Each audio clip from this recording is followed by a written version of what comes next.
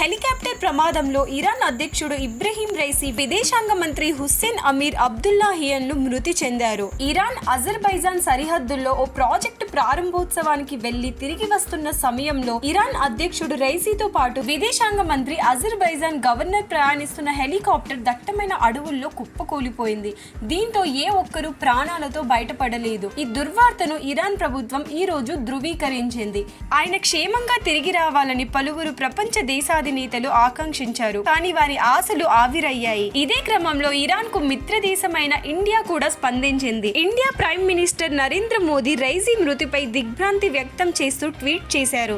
Bharat Iran ద్వైపాక్షిక సంబంధాలను బలోపేతం చేయడంలో ఆయన చేసిన కృషి ఎప్పటికీ గుర్తుండిపోతుంది. అతని కుటుంబానికి మరియు ఇరాన్ ప్రజలకు నా హృదయపూర్వక సానుభూతి అంటూ ఈ విషాద సమయంలో భారత్ ఇరాన్ కు అండగా నిలుస్తోంది అంటూ మోడీ ట్వీట్ లో పేర్కొన్నారు.